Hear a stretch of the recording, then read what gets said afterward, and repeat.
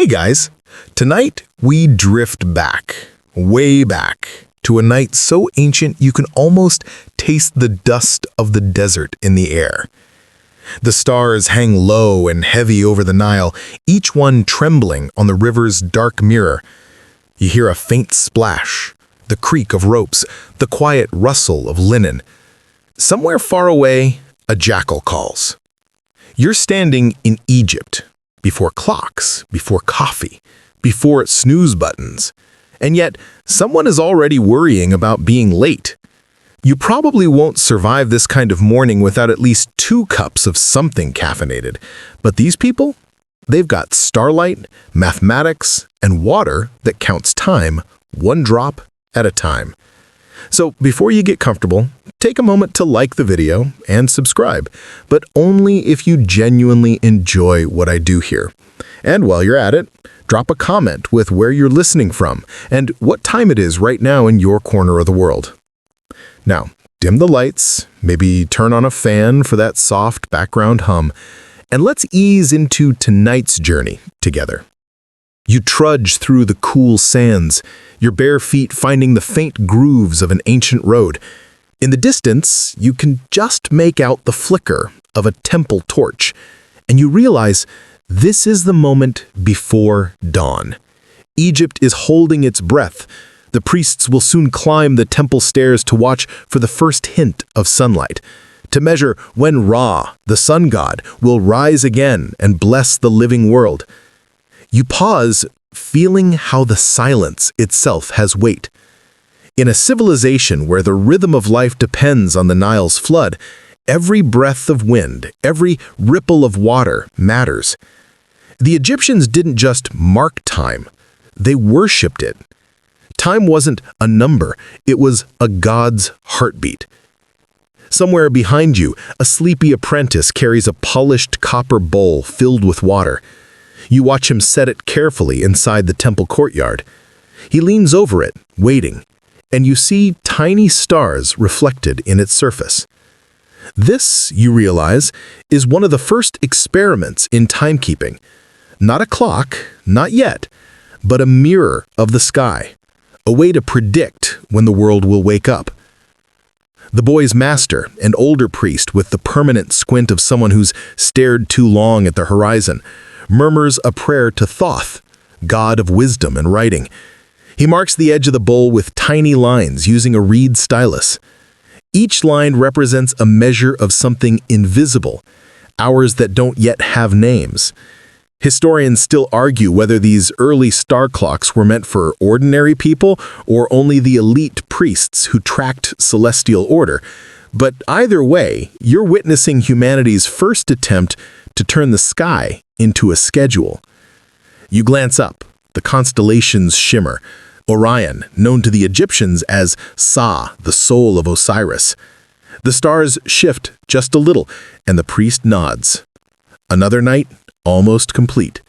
Another dawn, approaching. You step closer to a nearby column, running your fingers along the carved symbols. Hieroglyphs of eyes, feathers, and waves curl like poetry. You could almost hear them whispering stories about time, stories that weren't told with minutes and seconds, but with seasons and floods.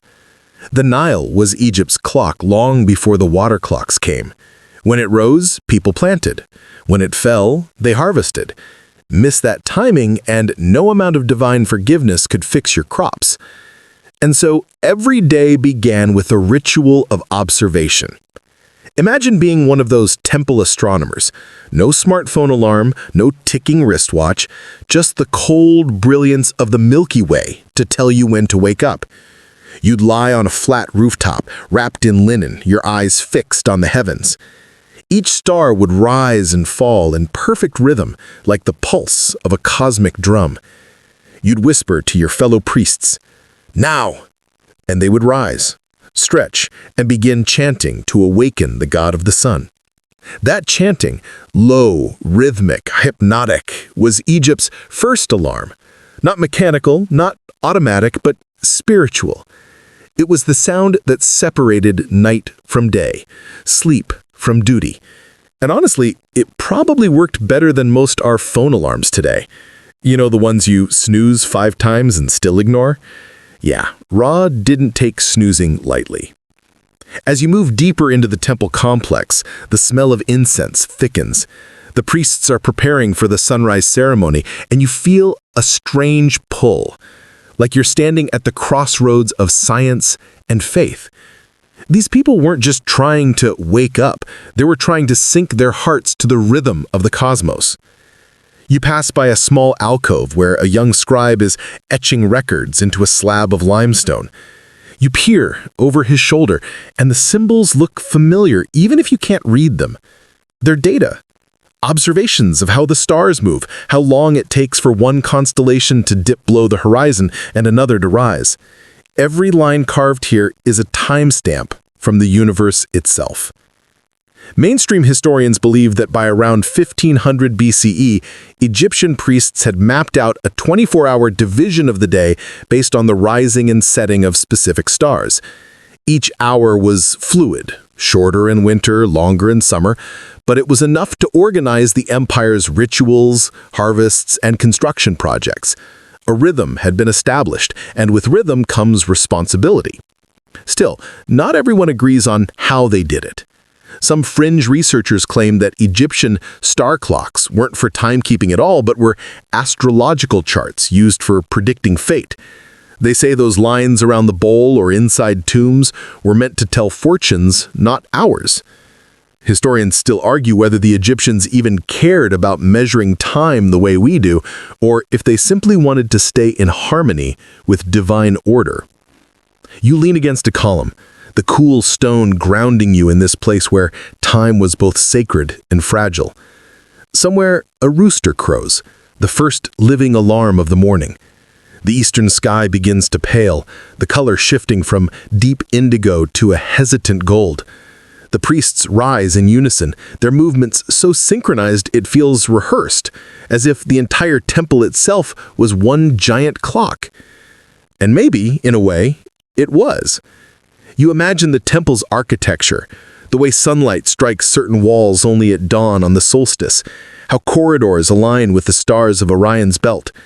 This wasn't just aesthetic, it was deliberate. Every brick, every line of sight was part of a greater mechanism that told the people of Egypt when to wake, when to work, when to rest, and when to worship. You smile, realizing that for all our talk about progress, we're still chasing the same thing they were, a way to understand time, to capture it, to make it obey us. A priest passes by and gives you a curious glance. You look down at your clothes, definitely not linen, and decide not to explain that you're just visiting from about 3,500 years in the future. He walks on, muttering about foreigners and dreams. You catch one word, Horus, the falcon god of the sky, the ever-watchful eye who sees every sunrise. You follow him up the temple stairs. The air cools as you climb. From the top you can see the Nile stretching endlessly, a silver ribbon through black sand. The horizon glows brighter now. You hear the priests chanting again, calling Ra to awaken. And just as the first rays of sunlight crown the desert, the water in that copper bowl below reflects the gold of morning. The priest glances at it, nods, and announces the hour. Egypt's first alarm clock has rung, not with sound, but with light. You feel a shiver run through you as the world around you wakes. Farmers begin to move, fishermen push off from the banks, and 1,000 lives restart on cue. And just like that, you realize something profound. Before humanity ever learned to measure time, it learned to feel it.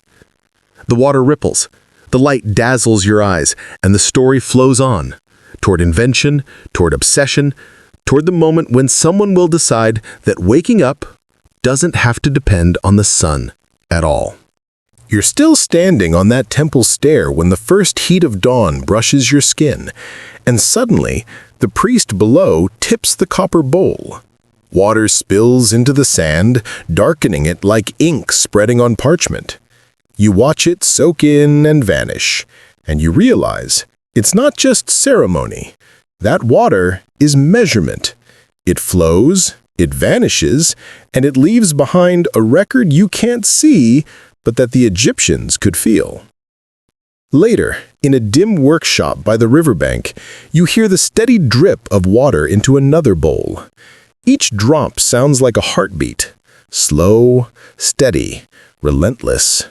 You follow the sound and find an old engineer, his hands stained with soot and resin. He's building something extraordinary, a vessel shaped like a jar, narrow at the bottom, wide at the top, its sides etched with tiny horizontal lines. He doesn't call it a clock. He calls it the clepsydra, the water thief. The name makes sense. Water escapes through a tiny hole at the base, stealing away time one drop at a time. You kneel beside it, mesmerized. As the water drains, the level falls past the carved marks, each line representing a slice of the night. When the level reaches a certain mark, a servant knows it's time to wake the priest. When it reaches another, the priest knows it's time to sing the morning hymn.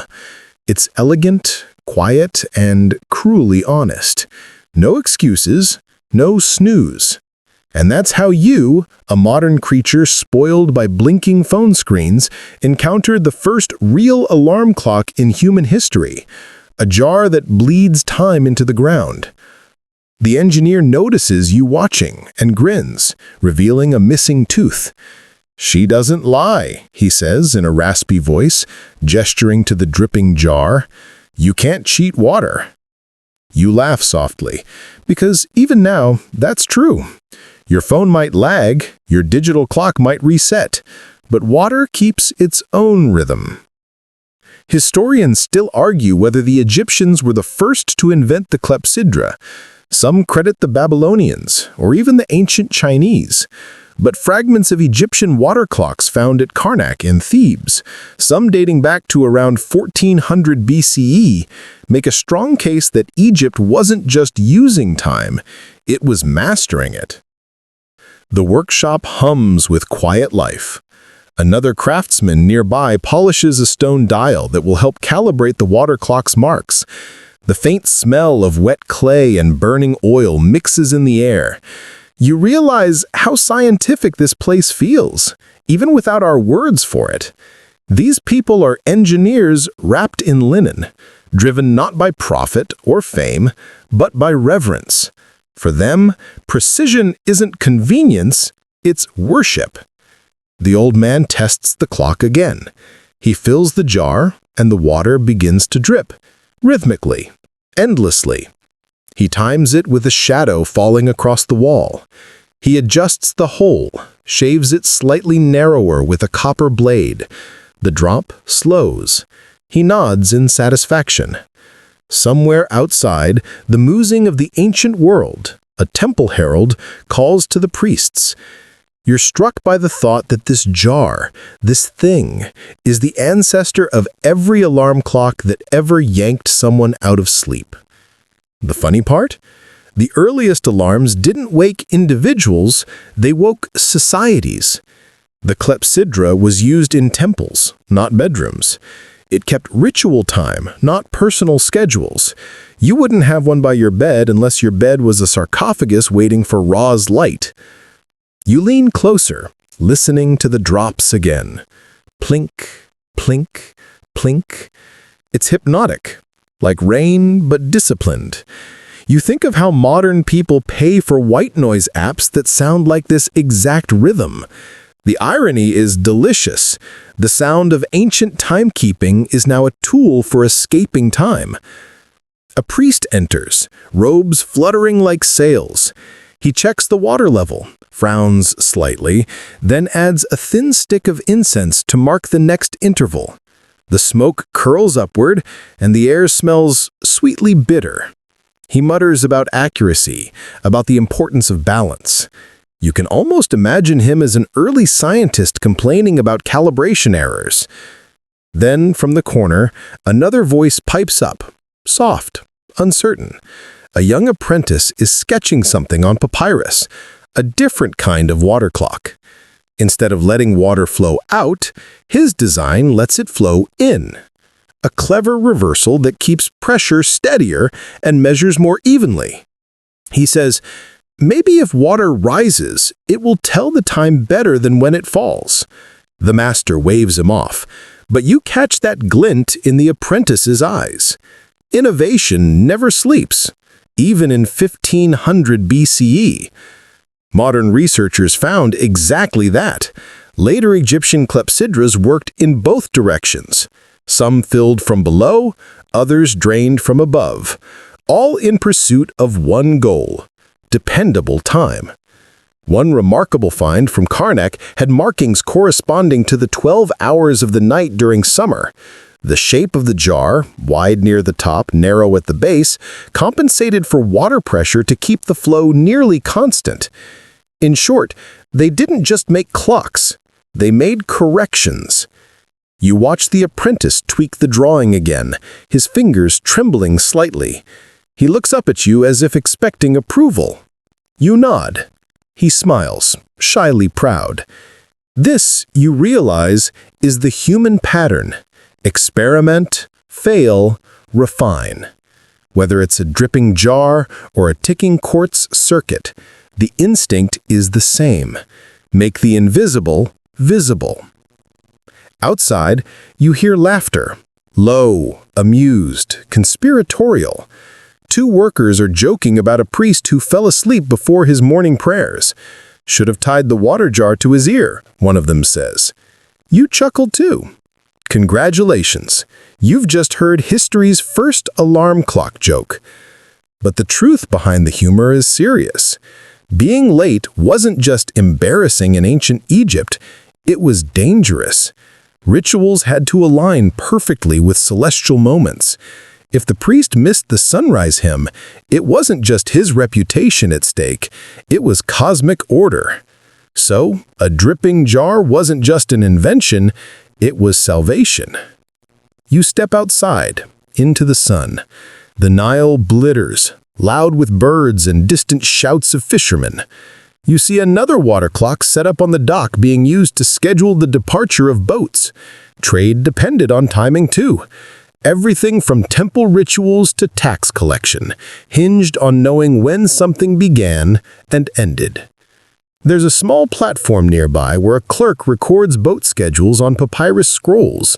You ask, gesture to him, and he points proudly at the clepsydra. We start when she says, he jokes. You look at the dripping jar again. She, apparently, has the final word.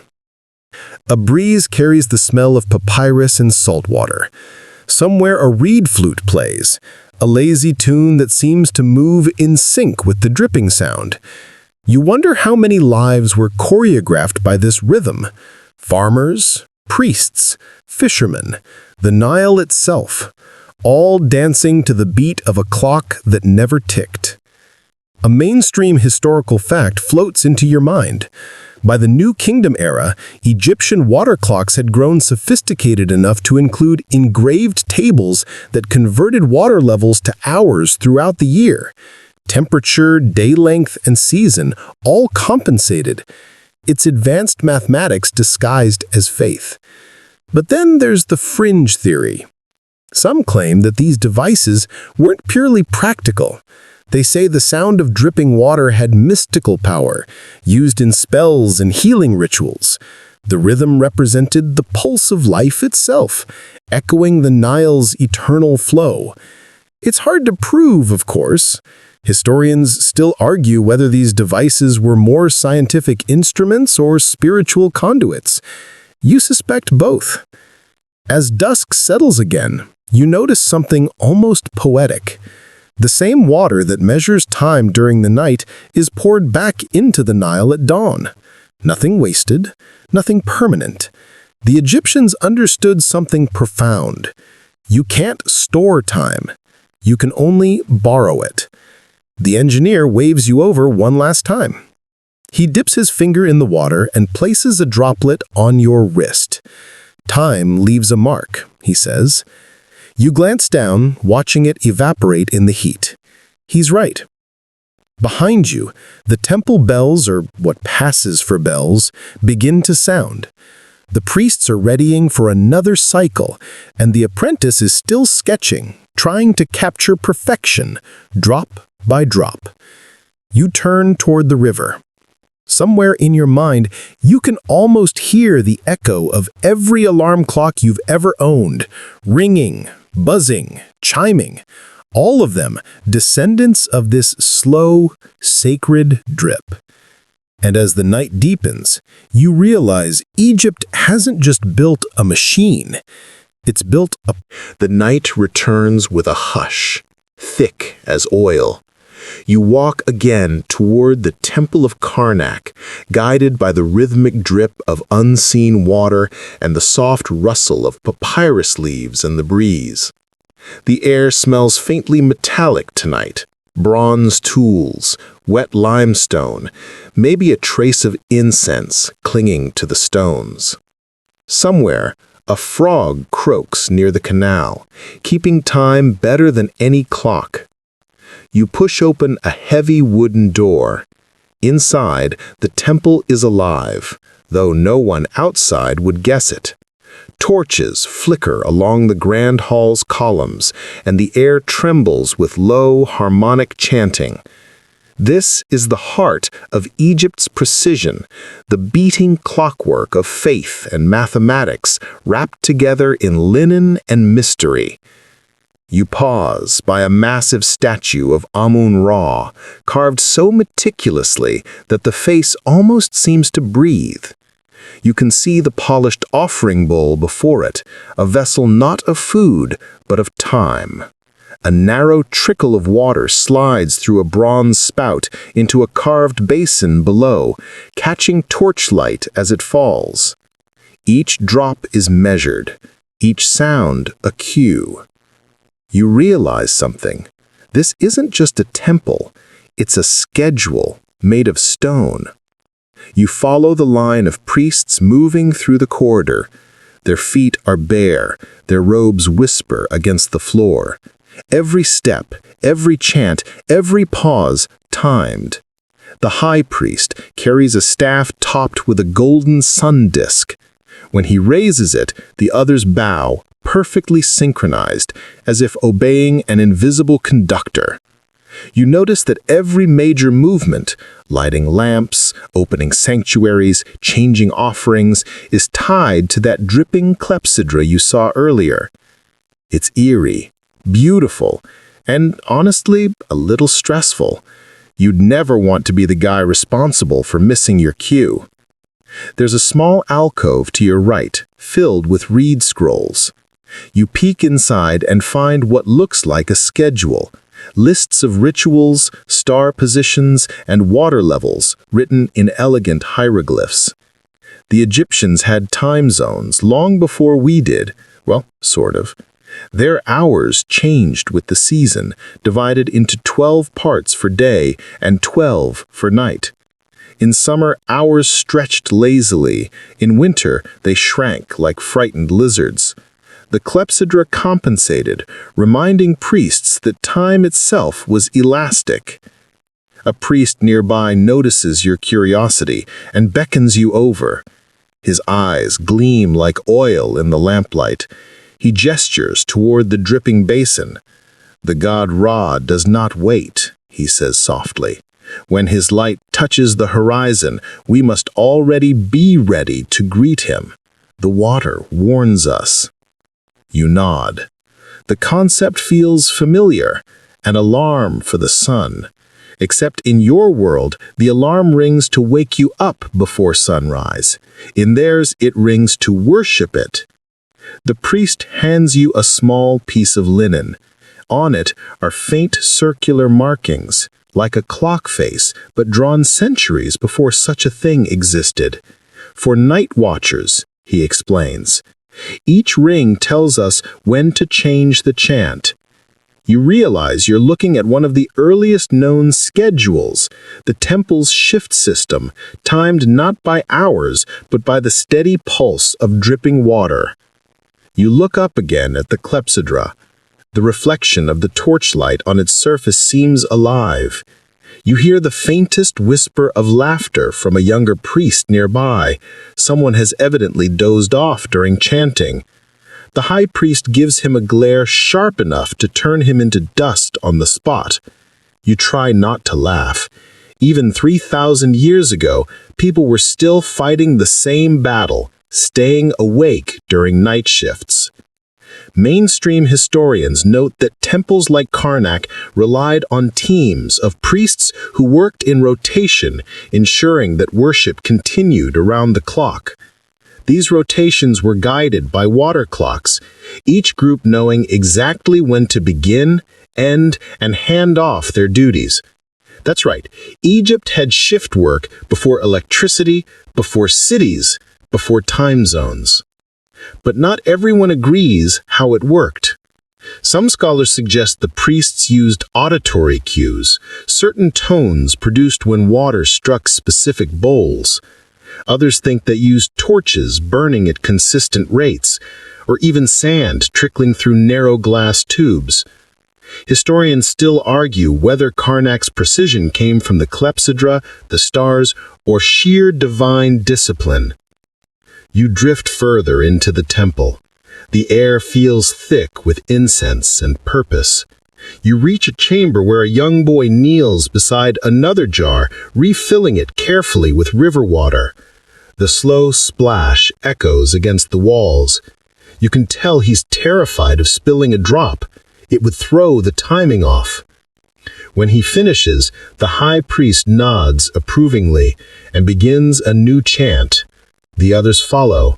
It's like watching a living machine, powered not by gears, but by devotion.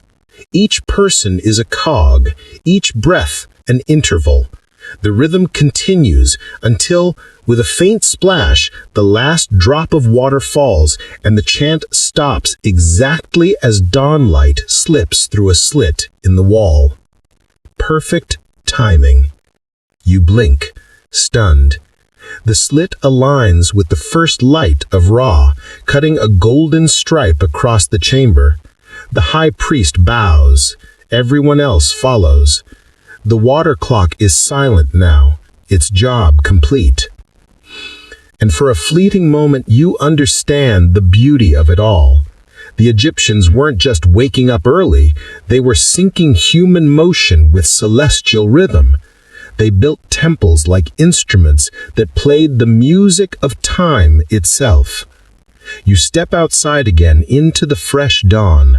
Farmers are already gathering along the riverbanks, guided by temple bells echoing faintly through the city. You realize this temple isn't isolated. It's the metronome for the entire civilization. When the priests move, the people move. There's a faint humming in your ears now. Maybe it's the wind, maybe the echo of the chants, maybe both. Either way, it lulls you into a trance. You imagine yourself part of the ritual, rising before dawn, counting drips, aligning stars, whispering to Ra. You wonder how long you could last before oversleeping. Probably not long. One priest, older than the rest, approaches you. He holds out a carved amulet of the sun disk and smiles faintly. "When you lose your way," he says softly, "listen for the water. It always keeps time." You take it carefully, its surface warm from his hand.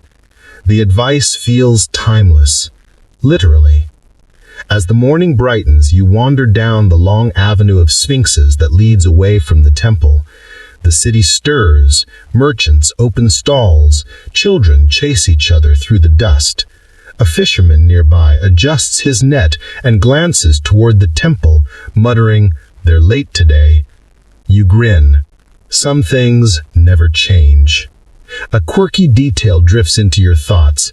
Ancient records mention temple guards using sound jars, ceramic vessels that, when filled with certain amounts of water, produced specific tones when struck. Some archaeologists believe these were used alongside water clocks to signal shifts or sunrise. So, Technically, the first alarm tone might have been a splashy plink followed by a holy hymn. Beats your phone's default ringtone, doesn't it? But beneath the humor, there's awe. Egypt didn't just build clocks, they built culture around timing. Each drop of water carried spiritual weight. You can almost hear it whisper, "The god is awake, and so must you be." By midday, the heat presses down on you, thick and humming. The Nile glows like liquid bronze. You sit on a fallen stone, watching workers carve fresh symbols into a new clepsydra. They argue over the size of the outlet hole, voices sharp but respectful. One man claims it must match the breath of a falcon. Another says it must fit a grain of barley. Historians still argue whether such poetic rules were metaphor or math, but the debate itself proves how deeply they cared. As evening falls again, the temple doors close, sealing the sacred ticking heart within. You realize the priests of Karnak weren't just servants of gods, they were servants of time itself. Every drip, every drop, every breath counted. You turn to leave, and for a moment you swear you can still hear it, the faint plink of water in the dark, echoing like the heartbeat of eternity. And you know deep down, The air tonight feels different, heavier, richer, threaded with the perfume of lotus blossoms and honey oil. You follow the faint sound of laughter drifting from somewhere deep within the palace. The temple priests of Karnak may serve gods, but here, inside the royal residence, time itself serves one man, the pharaoh. And he, of course, is sleeping. You step into a long corridor lined with gold-leafed walls and painted eyes that never blink. The flickering torchlight makes them seem alive, watching as you move. Soft footsteps echo, bare feet on polished alabaster. Servants whisper instructions to one another, their tones urgent but hushed, as if they fear waking the gods themselves. In truth, they fear something far more immediate, waking the pharaoh too late. You can already imagine it, the chaos, the fury, the royal glare that could send a man to the quarry for a month just for being off by 10 minutes. The irony doesn't escape you. The man who rules everything can't even control when he wakes up.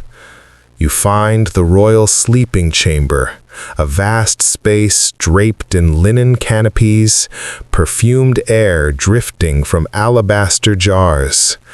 The pharaoh lies in a golden bed, motionless, wrapped in fine linen. Near him stands a cluster of attendants, armed not with swords, but with clocks, or at least Egypt's closest equivalent. One holds a water clock carved from basalt, its markings highlighted with crushed turquoise. Another carries a thin bronze disc that catches the light, a primitive sundial used earlier in the day to align the water flow precisely. A third holds a roll of papyrus filled with notes about sunrise variation. You can't help but smile, the ancient world's first luxury alarm clock. But here's the twist. The pharaoh doesn't wake to a bell. He wakes to music. A slender musician stands in the corner, her harp gleaming like moonlight. As the priest beside her watches the water level drop, he nods at just the right moment. She plucks the string softly, once, twice, then begins to play a slow, rising melody that mimics the dawn. The notes flutter upward, fragile and golden, until they fill the room like light itself. The pharaoh stirs. You watch his hand move slightly, fingers flexing like a snake in sleep. The servants freeze, waiting. Another drop of water falls. The priest gives a subtle gesture. The musician raises the melody's volume just enough to coax wakefulness without offense. And finally, the ruler of Egypt opens his eyes. The chamber exhales. You almost do too. That, right there, was the world's first luxury alarm clock. Mainstream historians note that pharaohs were often awakened by attendants timing their rituals to celestial cues, priests, servants, and musicians acting as living alarms. The water clock gave precision, the music gave grace. To wake a king abruptly was forbidden. He had to rise in harmony with the sun as Ra's earthly mirror. But there's a quirky detail hidden in old palace records.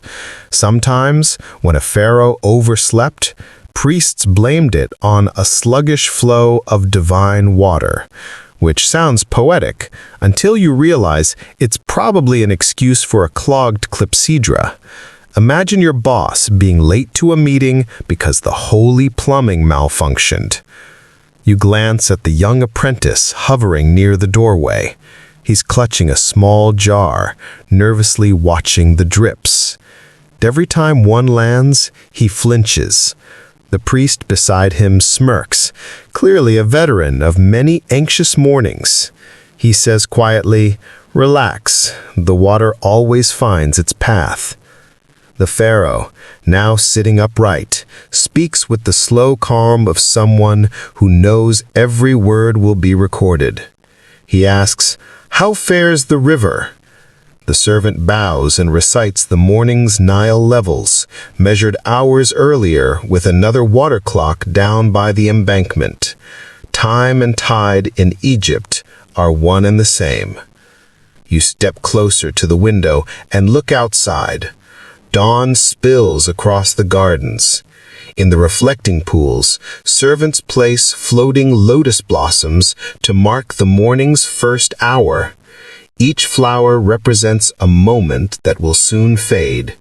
The petals open as sunlight strengthens, a natural timer so beautiful it almost makes your smartwatch feel like a piece of plastic shame.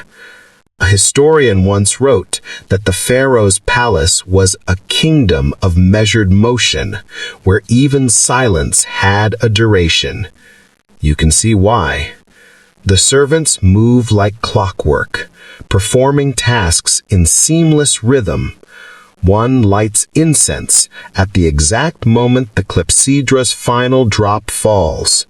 Another opens the shutters to release the first light of Ra into the room. Everything has timing. Everything has meaning. But not everything runs smoothly. From somewhere down the hall, a loud clang echoes, followed by panicked voices. You follow the commotion and find two engineers crouched over a shattered ceramic bowl, the remnants of another water clock. Apparently, it cracked under heat from a nearby brazier. One man sighs dramatically. "The gods mock our precision," he mutters. The other shrugs. "Or maybe we just need thicker pottery." It's comforting, in a strange way, to know that even the most divine timekeepers dealt with technical difficulties. Historians still argue whether the Egyptians viewed these malfunctions as purely mechanical or as omens. Some records suggest that when a clepsydra broke unexpectedly, priests performed cleansing rituals before building a new one, fearing that a corrupted flow of time could anger the gods. Imagine needing a purification ceremony every time your alarm clock died. Later that morning, you find yourself in the palace courtyard, where workers are assembling an enormous stone basin. They pour water into it, adjust the angle of the outlet hole, then mark the stone's edge with chisels. You realize it's not for the pharaoh's bedroom this time. It's for public use.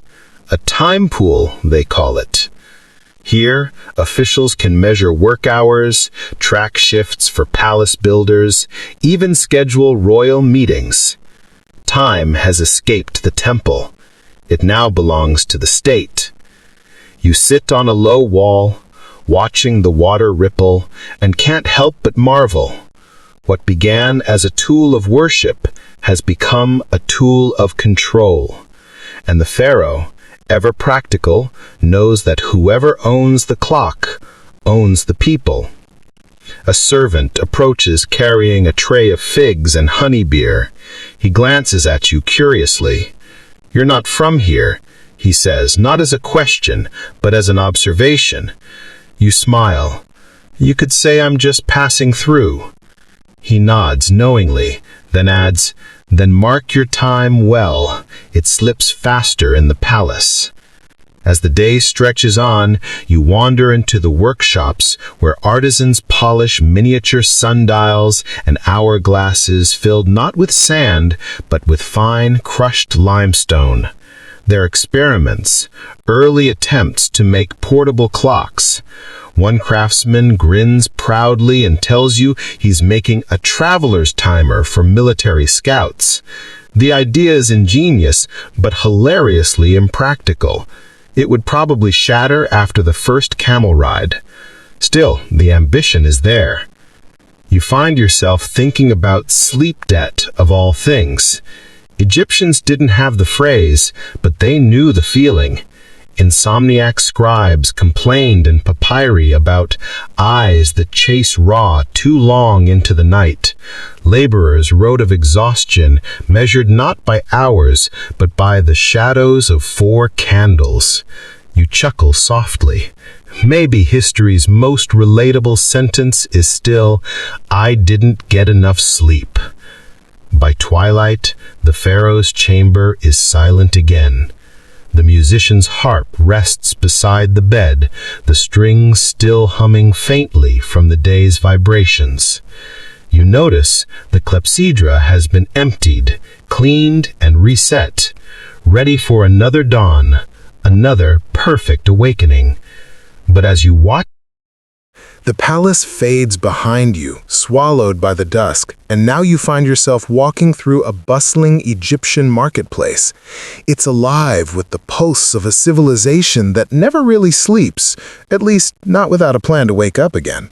Traders shout prices for figs and linen, oxen grunt and protest at overloaded carts, and everywhere you hear the hum of time measured not by bells or chimes, but by shadows and sand. You stop at a small stall, drawn by the glint of polished bronze. The craftsman, his skin tanned like carved wood, is leaning over a half-finished sundial. "Careful," he says without looking up. "You'll step on the hour of Bastet." You freeze mid-step, glancing down at a line of neat carvings radiating from a stick stuck in a circular slab. The shadow cuts across one of them. Apparently, you've interrupted the cat goddess's sacred hour. Great. You apologize under your breath, and he finally looks up, amused. Relax. She's merciful before noon. Egypt's sun clocks are famous now, beautiful little half-moons of carved stone with measured grooves. They tell time by shadow, but only when Ra cooperates. When clouds gather or dusk creeps too soon, time itself seems to hesitate. So the water clocks keep vigil at night and the sundials reign by day. It's a perfect relay. Sand and star, shadow and drop, taking turns to rule the hours. You crouch beside the craftsman as he grinds a groove into the dial. Each mark, he explains, is an hour, but not always the same hour. He shrugs. Winter steals minutes, summer gives them back. You love how casually he treats temporal elasticity, as if time were just another crop to be harvested. Mainstream historians confirm that Egypt's sundials, especially those from the Valley of the Kings, used unequal hours. The division of the day into 12 parts persisted, but since daylight changed with the seasons, so did the hour. Imagine your lunch break being 32 minutes in June and 50 in December. You'd riot. But Egyptians, they just adjusted. Maybe they were more flexible, or maybe they just didn't have meetings on Zoom. As you wander deeper through the bazaar, you find stall after stall selling variations on the same idea. Portable sundials, small, elegant, even decorative. A merchant holds one up proudly. It looks like a little stone boomerang with etched lines. "For travelers," he announces, "so you never lose the sun." You nod politely, thinking how useless that must be inside a pyramid. Still, it's charming. Humanity's first attempt to carry time in its pocket. You overhear a heated discussion between two scholars sitting under a canopy. One insists that the sundial was superior to the clepsydra because it was natural. The other argues that water never lies, that the gods gave the Nile to teach men punctuality. Historians still argue whether the sundial or the water clock came first, but you realize that in Egypt, the answer hardly matters. They existed together, day and night, light and dark, like a cosmic seesaw. Nearby, a child plays with a mound of sand, letting it trickle through her fingers. The grains sparkle in the light, and just like that, you see it. The next step. Someone must have watched sand flow and thought, what if this too could measure the moments? The idea of an hourglass was still centuries away, but here, in a child's game, you can see the seed of it. A fringe theory pops into your mind, one of those deliciously odd ones you read at 2 a.m. in history forums. Some researchers claim that ancient Egyptians experimented with sand timers far earlier than anyone admits, using crushed limestone or ground barley in small amphoras. No definitive proof, of course. The desert tends to erase its prototypes. But it's an idea that fits perfectly. Sand, sun, water, all teachers of patience. You buy a sundial from the craftsman. He wraps it carefully in linen and mutters, "May your shadow never lie." It's the kind of poetic blessing that sounds profound until you realize he probably says it to every customer. Still, you like it. As you wander along the riverbank, you notice small obelisks positioned at intervals, their shadows creeping across engraved marks on the ground. These aren't monuments, they're timekeepers, part of a public clock system the priests maintain. When the shadow of the great obelisk touches a certain line, the workers in the fields know it's time to rest.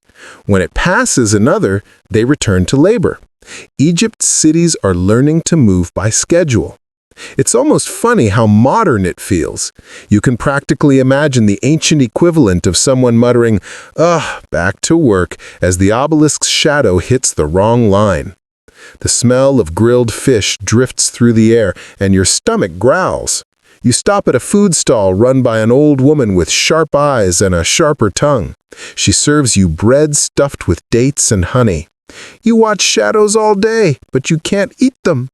You smile and ask her how she keeps track of time. She laughs. "When the bread burns, I know I've talked too long."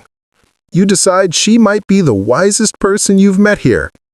You sit beside the river, munching, watching the golden light slide across the city. The sundials, the clepsydras, the obelisks, they're all part of the same melody now. Egypt is building an orchestra of time. A few priests pass by, carrying small stone tablets. One catches your eye and pauses. You measure hours, but can you measure peace? You don't answer. He smiles knowingly and walks on. Philosophers, it seems, have always been bad for digestion.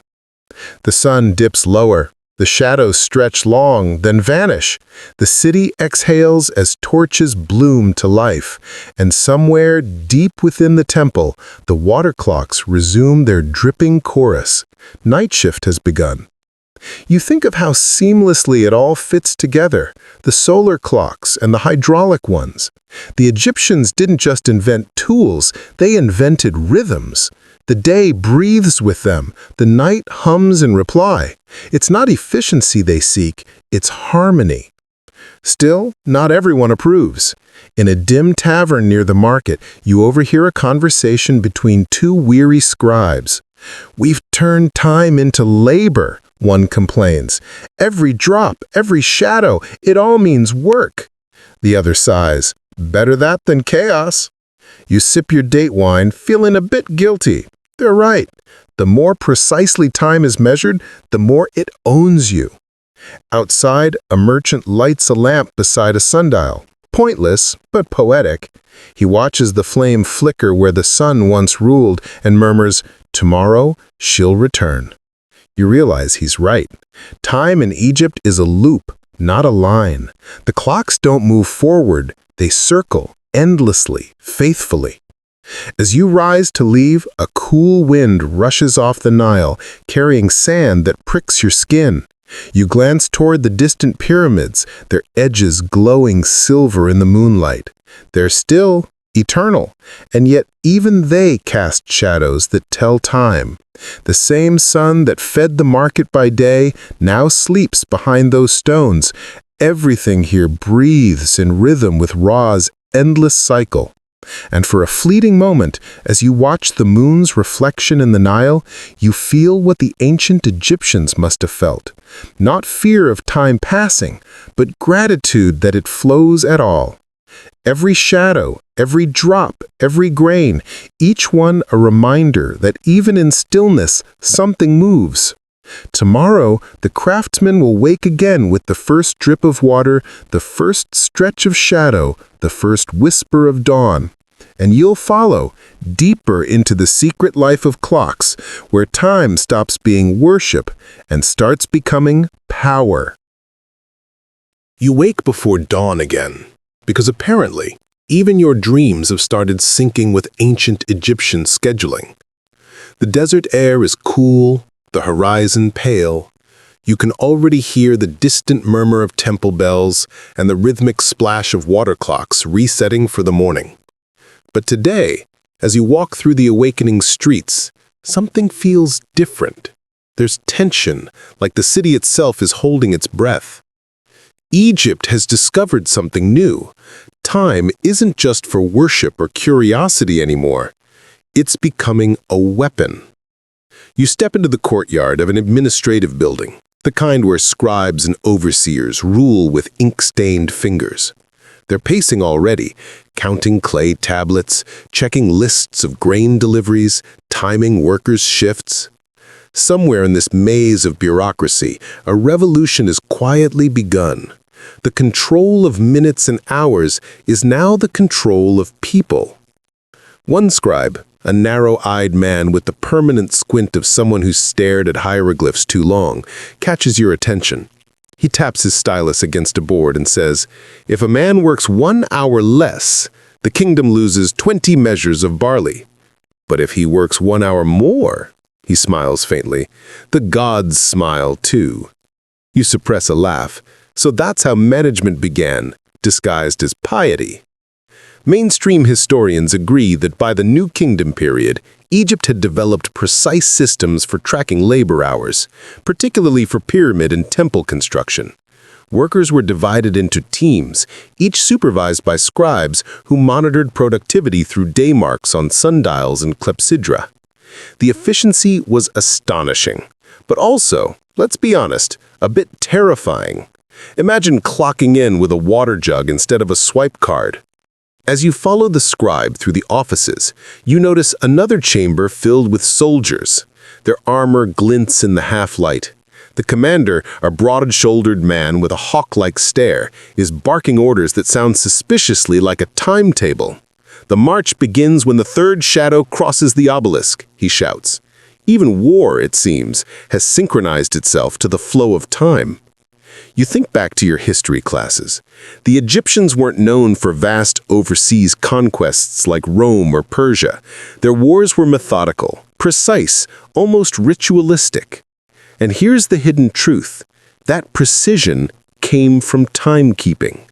Military drills timed by clepsydra, attacks synchronized with the rising of Sirius, battles fought according to celestial calendars. Punctuality wasn't just courtesy, it was strategy. A fringe theory, your favorite kind, whispers through your memory.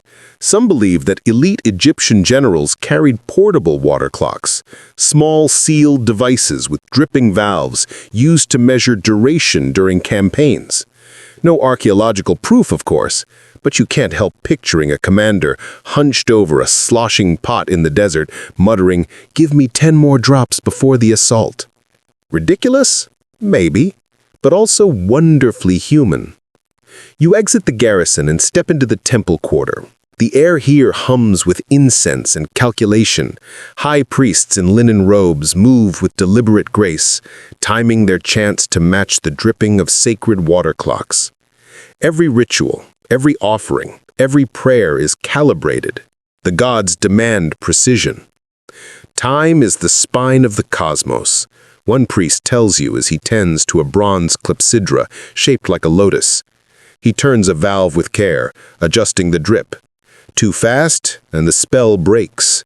Too slow, and Ra sleeps too long. You nod, watching the ripples form perfect circles.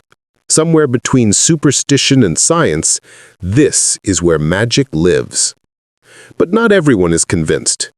In a corner, a younger priest whispers to you, "They think the gods care about seconds. I think they just enjoy the sound of dripping." You grin. Skepticism, it seems, is timeless too. Historians still argue whether Egyptian priests truly believed timekeeping held divine power or whether it was simply a tool of order. Some claim the temple's obsession with timing rituals was more practical than mystical, ensuring synchronized offerings and maintaining public confidence. Others insist that, in Egypt's worldview, precision was holiness itself. After all, even the sun rose on cue. You wander deeper into the temple's inner court, where something unexpected catches your eye. A line of civilians kneeling, waiting to consult a priest who specializes in temporal healing. Curious, you approach. The priest holds a small water clock and studies its surface as if it were a mirror. "Your anxiety comes from imbalance," he tells one man. "Your hours are too short. You rush through your destiny." You can't help but smirk. Somewhere, a modern therapist just felt seen. Still, the symbolism is hauntingly poetic. The Egyptians equate time with health. Too much chaos, and the spirit cracks. The idea that being out of sync could literally make you sick feels strangely modern. You think of how today's alarms and deadlines shred our nerves. Maybe we didn't invent stress, we just upgraded it. As you exit the temple, the soundscape shifts again. The city is fully awake now, pulsing in clockwork rhythm. Farmers begin their tasks as the shadow touches the first line of the obelisk. Boatmen on the Nile unfurl sails at the same mark. Bakers open their ovens just as the next water drop falls in the temple clock. Egypt has become one synchronized heart, beating to the rhythm of invention. And yet, there's a dark undertone. The same rhythm that keeps the city alive also traps it. You watch as a group of laborers trudge past, sun-browned, weary, but always moving. Their overseer holds a small sundial like a whip. "You're late! The shadow waits for no man!" You flinch a little. It's one thing to measure time, it's another to weaponize it. You remember that first night when you stood under the stars, feeling the vastness of eternity. Now the stars feel like a clock face, each constellation another tick of cosmic authority. Egypt has learned the art of control, and it starts with something as simple as knowing when the sun will rise. At sunset, you find yourself walking by the river again. The sky burns gold and crimson. Across the water, soldiers drill with mechanical precision, their movements timed by a priest's chant. The pattern is hypnotic. Left, right, turn, strike. The priest raises his hand and they freeze mid-motion like statues. You realize he's following a water clock again. Even war bows and spears now bend to the flow of dripping time. You look down at your own reflection in the Nile and wonder, when did time stop being a friend and become a ruler? As night deepens, you notice the guards lighting torches one by one, each exactly an arm's length apart. Their glow mirrors the stars above, and suddenly you see the metaphor. Egypt has brought the heavens down to earth. They've measured the sky, bottled the hours, and poured them into every corner of their civilization. Time isn't just passing, it's being managed, rationed, and enforced. You recall a fringe theory that always made you smile, the idea that timekeeping was Egypt's first form of bureaucratic sorcery, that the more precisely they measured, the more control the elites had over destiny itself. It sounds ridiculous, but watching this world of ticking torches and dripping jars, you're not so sure anymore. A warm wind brushes your face, carrying the scent of lotus and dust. Somewhere nearby, a priest extinguishes a lamp and murmurs, "All time belongs to Ra." And yet, as the last ember fades, you can't help but think it also belongs to those clever enough to measure it. You close your eyes and listen. The night has its own pulse, steady, rhythmic, inevitable. Egypt hums beneath your feet, alive with the whisper of control. Every drop of water, every tick of shadow, every synchronized breath reminds you, whoever holds time, holds power. And tonight, power is dripping slowly, steadily, into a waiting jar. The next morning, the city greets you not with silence, but with song.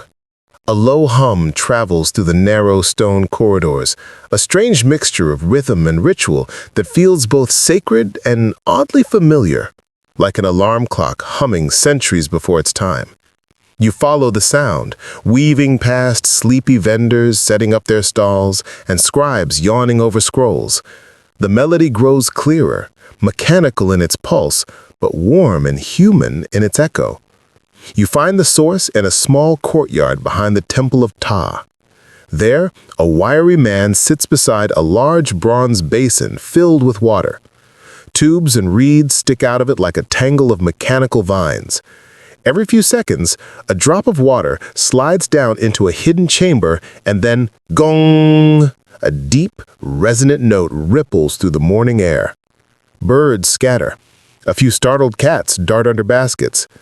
The man doesn't even look up. He's tapping along to the beat, proud and serene.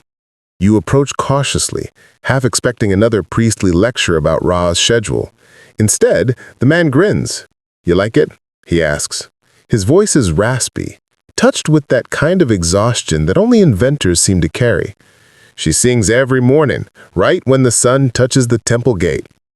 It takes you a moment to realize what you're seeing. A water-powered alarm clock, the first of its kind.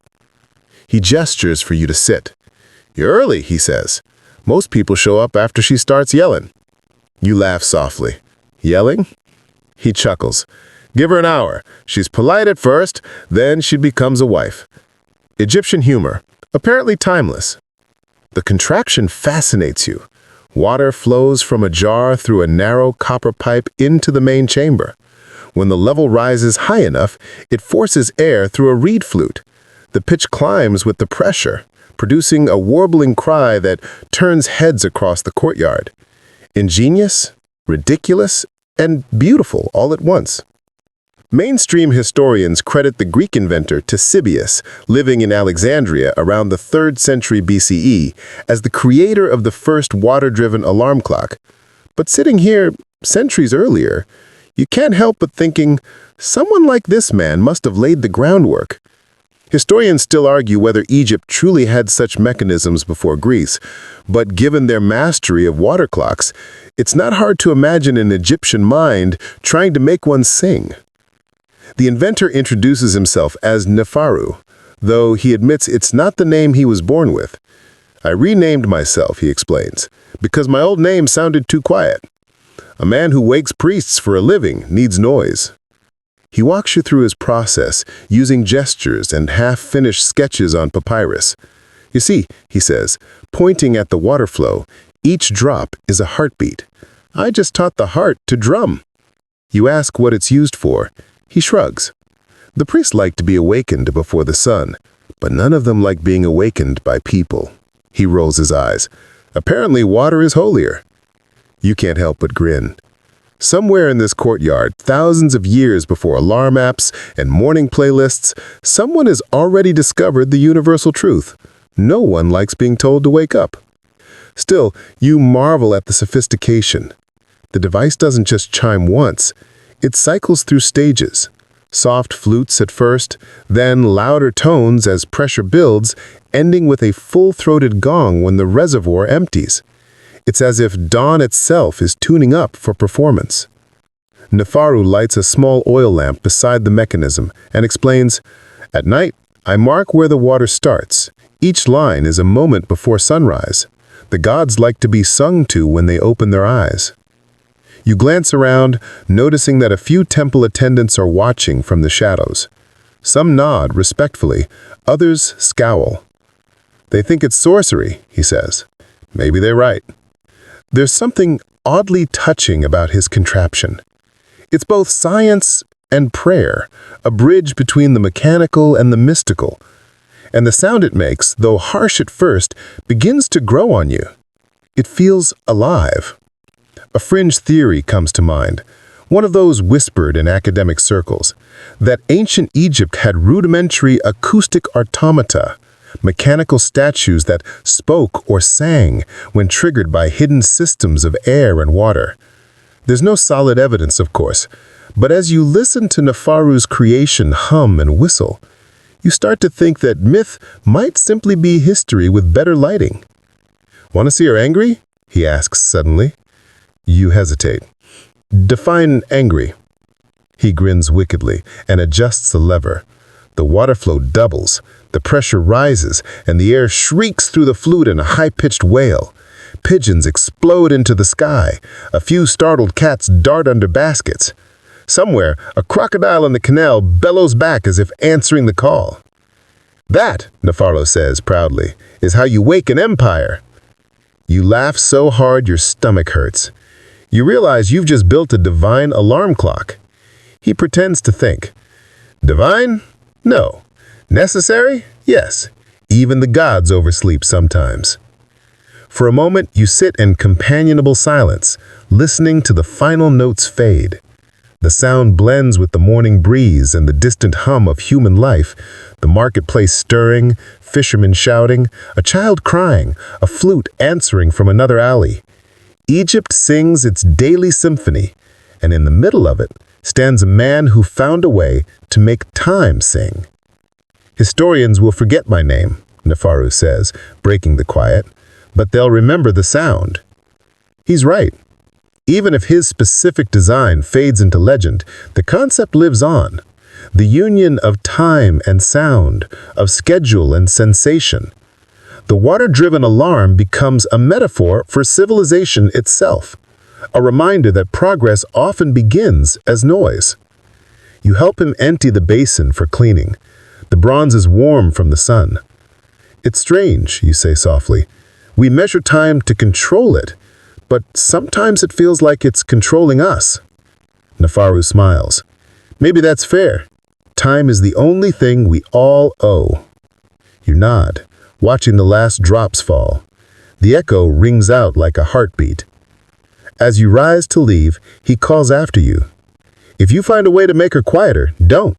The world already sleeps too much." His laughter follows you down the street. The rest of the city seems brighter now, as if the sound of the alarm has woken more than priests. You see scribes quicken their steps, merchants open early, guards yawning but alert. Even the cats look mildly offended that dawn came with percussion. You pause at a crossroads, the Nile glimmering in the distance, and realize what Egypt has just achieved. The first alarm wasn't a machine, it was a message. Wake up. Work begins. Life begins. The gods are watching, and time waits for no one. The thought is both exhilarating and exhausting. You half expect Nefaru's invention to follow you home, dripping rhythmically beside your bed. But no, it stays behind, faithfully keeping the rhythm of the living. As twilight returns, you find yourself thinking of that waterborne note still echoing across the city, bouncing between stone and sky. You imagine it traveling across centuries, through Greek amphoras, Roman baths, medieval bell towers, and digital phones that still shout, "Wake up," in the same tone of divine impatience. It all started here, in a courtyard that smelled of oil and copper, where a man taught time to sing. And somewhere, in the distance, another faint gong sounds. Egypt stirs again. Night slides over Thebes like a silk curtain, and for the first time in days, you find yourself surrounded not by the hum of invention, but by the murmur of argument. You're standing in an open-air courtyard lit by flickering lamps, where a circle of scholars, priests, and one suspiciously tipsy astronomer are debating, loudly, endlessly, about time. "Egypt invented the first alarm clock," shouts a scribe, waving a papyrus scroll like a weapon. "Nonsense," replies a priest, his gold collar gleaming. "Time belongs to the gods, not to men with leaky jars." "Then who wakes the gods?" another demands. That question hangs in the air like incense smoke. You've stumbled into one of those late-night intellectual battles that always end the same way. Everyone feels smarter and nobody wins. It's oddly comforting, though. Even in a world that worships order, there's still room for confusion. You slide into the shadows, listening. The topic tonight? Whether Egypt truly invented alarm clocks or merely copied something older, borrowed from stars or gods. One of the younger scholars, his hair slick with oil and confidence, proclaims, "The Babylonians knew time long before us. Their temples tracked the stars perfectly." The astronomer snorts into his cup. Yes, but can stars wake you from morning prayers? No, they just stare and burn. He gestures dramatically toward the heavens. "You can't set an alarm on Orion's belt." You chuckle quietly, earning a sideways glance from a nearby priestess. Mainstream historians agree that timekeeping developed independently in several early civilizations, Babylon, China, the Indus Valley, but Egypt refined it into daily ritual. Here, time wasn't just observation, it was obedience. The first alarm wasn't just a machine, it was a law, a rhythm everyone had to follow. Still, historians do argue whether Egypt's alarm was truly mechanical. Some say their water clocks only told time visually, through markings, not sound. Others, citing fragmented temple carvings and Greek records, suggest they could trigger chimes or movements when the water reached certain levels. The truth is murky, half buried like everything else the desert keeps to itself. One of the older priests, his voice low and cracked like weathered papyrus, interrupts the shouting match. He says, "We are missing the point. No one invented time. We simply learned to hear it." The group quiets. His words hang like dust motes in the lamplight. He continues, "When water drips, when shadow moves, when birds call it dawn, these are alarms. The gods made them before we did." A hush settles. You almost want to applaud. But then the young scholar snorts. "So you're saying we didn't invent anything?" The old priest smiles faintly.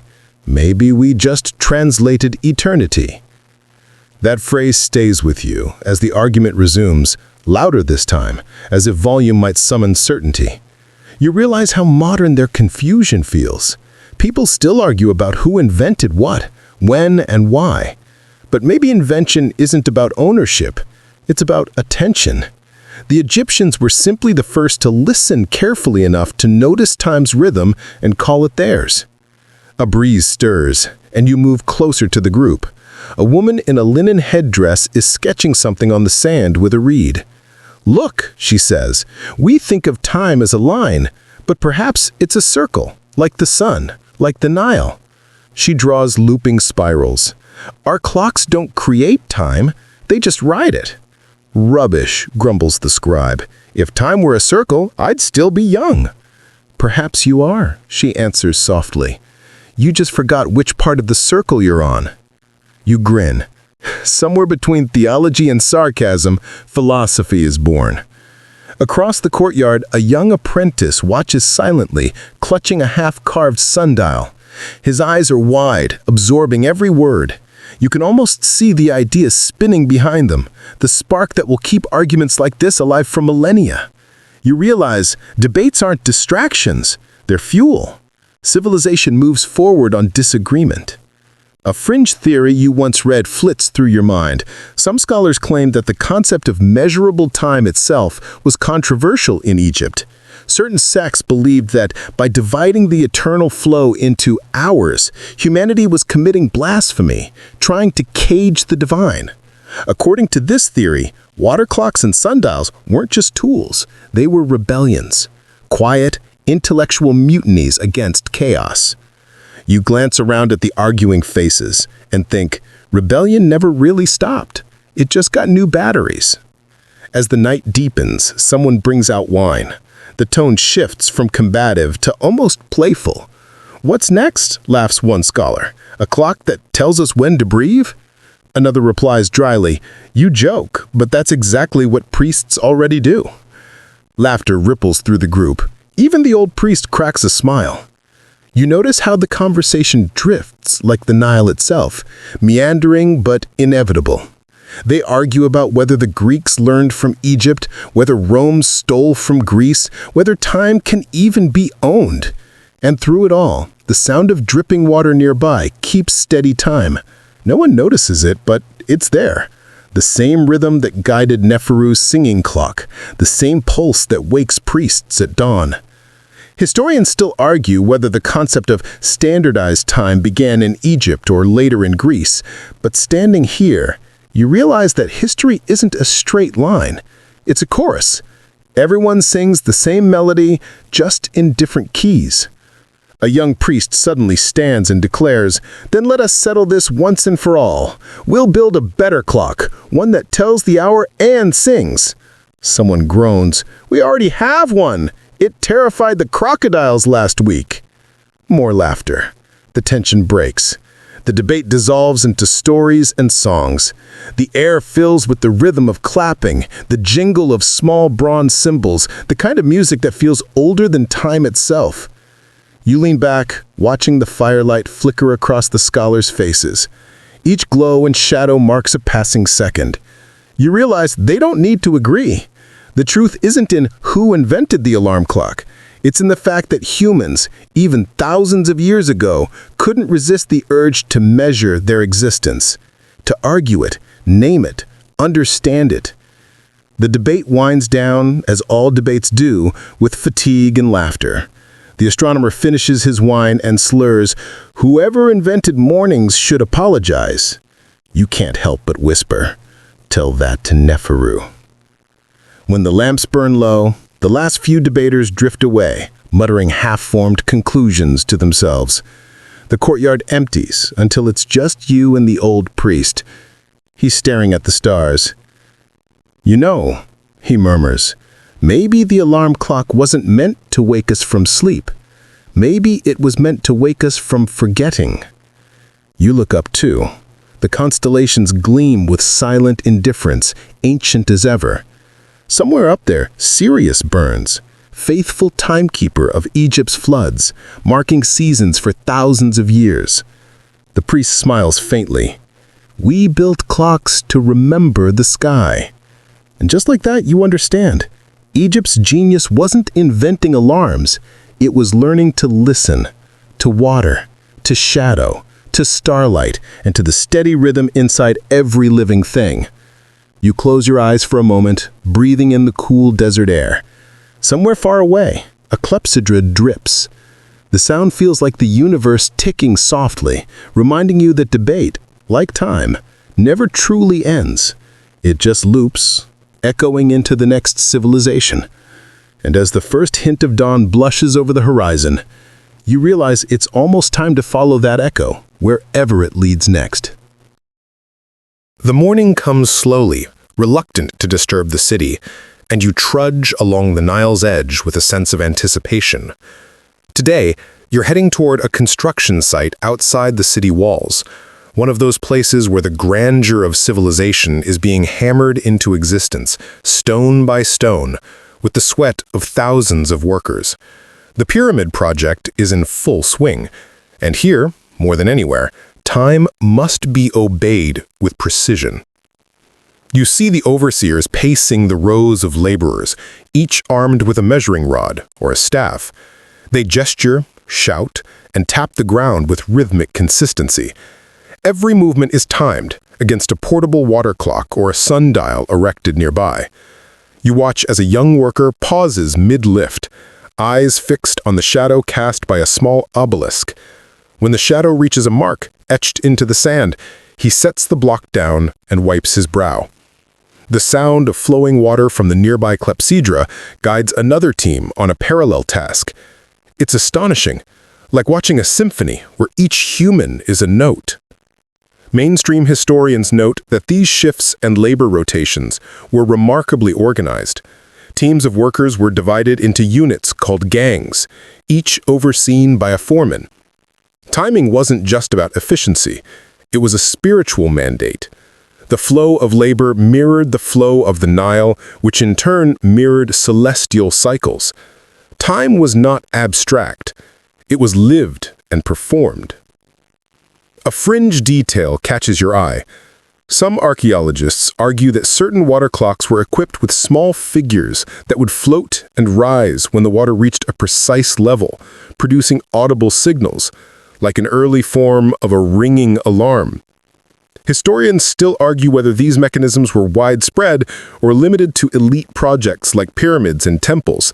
But as you observe the synchronized movement of the laborers, it's tempting to imagine tiny floating figures marking each shift change. You move closer to a young scribe perched atop a stack of limestone blocks. He's recording each worker's progress, noting start and stop times in neat columns. You ask him how he knows the exact duration of each task. He gestures toward a small ceramic jar trickling water into a bowl. He says, "This tells me everything. The gods measure, I just record." You notice that even minor errors cause immediate corrections. A worker misplaces a block by a handspan. The foreman signals to adjust it, timing the correction precisely to maintain workflow. The Egyptians' obsession with timing is almost comical in its intensity. You can imagine modern engineers watching this scene and muttering, "Relax, it's just a stone block." And yet it works. The pyramid rises, and every day the rhythm of human labor, guided by water and shadow, produces something that seems to touch eternity. A young apprentice beside you whispers, "Do you think they ever sleep?" You glance around. Even the children helping with smaller stones and carrying water jars seem to follow the same rhythm. Sleep is subordinated to time, and time is subordinated to duty. You shiver slightly. The efficiency is impressive but exhausting to witness. You recall the stories about the mortuary priests who maintained night shifts around the pyramids, ensuring that rituals were performed continuously. These shifts relied heavily on water clocks to synchronize prayers, offerings, and ceremonial chants. Historians still debate whether night labor was entirely spiritual or partially pragmatic, a method to keep projects moving 24 hours a day. Either way, the principle is clear. Time, once measured, must be obeyed. As the sun dips higher toward noon, you see the first signs of fatigue in the workers. Their muscles ache, but the water clocks continue to mark intervals, and the overseer's gestures remain exact. One misstep, one dropped block, and the rhythm is momentarily disturbed, but then the system corrects itself like a living organism. It's fascinating. Labor becomes music, and mistakes become a variation within a precise composition. A fringe idea floats through your mind. Some scholars suggest that the Egyptians may have used early mechanical signaling devices in conjunction with water clocks to coordinate work across vast distances, gongs, bells, or even trumpet-like instruments that could carry sound over the construction site. Again, evidence is scarce, but imagining such a system creates a picture of a civilization obsessed with orchestrated efficiency. You pause at the top of a partially completed wall and watch the city beyond. From the temples to the river to the marketplace, the same principle applies. Every human movement can be measured, every task timed, every moment accounted for. Civilization itself has become an intricate web of timing. The sun dips toward noon, and a priest descends from the temple carrying a small water clock, adjusting its flow to signal midday prayers. The sound ripples across the site, pausing work for a short blessing. You realize something. Egypt's first alarm clocks weren't just for waking people up. They were for aligning them with something larger than themselves. The gods, the sun, and the flow of the Nile. You sit quietly, letting the rhythm of labor, water, and shadow wash over you. There's almost a hypnotic quality to the way time orchestrates movement. Every drop of water, every shadow, every sound has a purpose, and every human plays a part in the symphony. As you prepare to leave, the workers glance up, reset their positions, and begin lifting blocks once more. You notice a slight grin on one of the foreman's faces. He knows exactly when the next drop will fall, and for a fleeting moment, you envy their absolute certainty in a world that often feels chaotic and unpredictable. Egypt has mastered time not just to mark it, but to command it, to weave it into every aspect of life. From temples to palaces to construction sites, the first alarm clocks were not mere curiosities, they were instruments of civilization itself. And as the shadow of the partially completed pyramid stretches across the sand, you can't help but think, every stone, every drop, every shadow is a heartbeat, and you're listening to the world awaken. Evening falls over the construction site, softening the harsh edges of limestone blocks and casting long shadows across the desert. You walk along the perimeter, where the workers have finally been released, their labor measured, timed, and accounted for. The air smells of dust, sweat, and the faint perfume of nearby lotus gardens. Somewhere in the distance, a priest adjusts the flow of a water clock, and you hear the faint trickle, almost musical, like a heartbeat echoing across time. You pause to watch a small group of children carrying water jars back to the cistern. Their movements are precise, almost ritualistic, as if they too are synchronized by the same rhythm that governs pharaohs, scribes, and laborers alike. Every drop, every step, every gesture seems to participate in an invisible orchestra. You remember Neferu's singing alarm clock and the scholar debates, and suddenly it clicks. Egypt's first alarm clocks weren't just machines, they were the heartbeat of civilization, connecting the mundane to the divine. Mainstream historians agree that these devices evolved out of practical necessity, temple rituals, agricultural cycles, labor coordination, but the Egyptians imbued them with spiritual meaning. The sound of water dripping, the shifting shadow, the rising sun, each became a signal that life should be lived in harmony. A fringe theory suggests that some of the earliest water clocks were even designed to produce specific pitches, effectively turning timekeeping into a form of music, a precursor to our modern alarm tones. Historians still argue whether these sonic alarms were common or restricted to elite circles, but the poetic idea persists. Waking up could be an experience, not just a nuisance. You walk toward a small clearing, where a few scholars have gathered around a sundial and a tabletop clepsydra. One of them holds a reed flute, testing the resonance of air escaping from the water clock.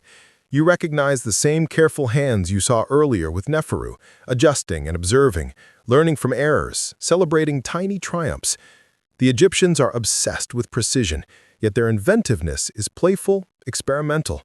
Every failed drop is a lesson, every misaligned shadow a chance to improve. As you move through the courtyard, your mind drifts to the broader implications. Alarm clocks are not just about waking up, they are about synchronization. Civilization itself relies on measured time. Egypt demonstrates this in every facet of life: labor, ritual, governance, even storytelling. A rhythm keeps everything flowing. Without it, chaos would seep through the city like Nile water through cracked banks. You watch a young scribe mark hours on a fresh papyrus, calculating the intervals between sunrise and midday prayers. Each notation is both an act of devotion and administration. The fringe details resurface. Some scholars suggest that Egyptians experimented with different fluids, sand, and even oils in water clocks to vary the flow rate, attempting a rudimentary form of alarm customization. Imagine a device that wakes a pharaoh gently or a laborer abruptly, controlled by viscosity, temperature, or pressure. Historians still debate how practical these variations were, but the experimentation itself reveals a mind tuned to innovation. From the shadows, you hear laughter. A few apprentices chase one another around sundials, carefully avoiding the shadows that mark the hour. Their play is timed, accidental and deliberate at once, echoing the rhythm of adult labor, but in a lighter key. The city itself seems to breathe, inhaling and exhaling with the measured flow of water, shadow, and human effort. You glance toward the pyramid under construction. The stones catch the last light of sunset, gleaming faintly gold, and you imagine the rhythm of workers' movements, measured by dripping water and moving shadows, forming a hidden symphony. Every stone laid, every beam lifted, every note of a reed flute is part of an intricate choreography, a dance between human ingenuity and divine order. Historians still argue whether the Egyptians understood their clocks as tools of control, devotion, or both. Standing here, it doesn't matter. The point is that the concept of timed awakening, the rhythm of daily life, and the musicality of water flowing through brass and stone all converge to form something larger than any single machine or ritual, civilization itself. You take a deep breath, inhaling the smell of dust, incense, and river water. Night approaches, and the city begins its slower rhythm. Water flows continue, shadows shift under the moon, and somewhere, a reed flute warbles softly, as if remembering Neferu's first melody. The first alarm clocks of Egypt were never meant to be quiet. They were signals to live, work, pray, and exist in concert with time itself. As you step back, leaving the courtyard and the construction behind, you feel the pulse of centuries in your chest. Each drop of water, each whisper of shadow, each note of a reed flute, reminders that life, measured carefully, is also alive. And somewhere, beyond the pyramids, beyond the Nile, the rhythm continues, eternal. Now, as night stretches fully over the desert, you slow your pace, letting the soft shadows of the Nile and the pyramids wash over you. The sounds of the city have dulled to a gentle murmur. The water still drips in quiet clepsydre. Distant reeds hum their last notes, and the wind brushes softly against the stone walls. You feel a weightless kind of peace, the kind that comes from watching a world move in rhythm, even if only for a moment. The first alarm clocks, you realize, were never really about urgency. They were about harmony, a way to feel the heartbeat of civilization itself. You sink into the sand, letting your body match the slow pulse of dripping water and shifting shadows. The sun has long departed, leaving the moon to cast a silver glow over the desert. Somewhere far off, a solitary priest checks the level in a water clock, unaware of your presence, yet his actions create a quiet symphony you are privileged to witness. Time here is soft, measured, and infinite. It hums beneath your skin, reminding you that every moment, no matter how small, participates in the eternal flow. Historians will argue for centuries about who truly invented the alarm, whether it was Neferu, an anonymous priest, or a clever craftsman lost to history. Scholars will speculate, debates will rage, yet the essence remains the same. To measure time is to pay attention to life. And tonight, you feel that attention deeply. You close your eyes, letting the cool desert breeze carry away the remnants of fatigue and distraction. Imagine the shadows of obelisks stretching across ancient sand, the gentle drip of water marking hours, and the distant notes of reed flutes echoing across centuries. In this quiet, the past and present mingle, and you drift with the rhythm of Egypt itself, awake to its pulse, but ready to surrender to your own.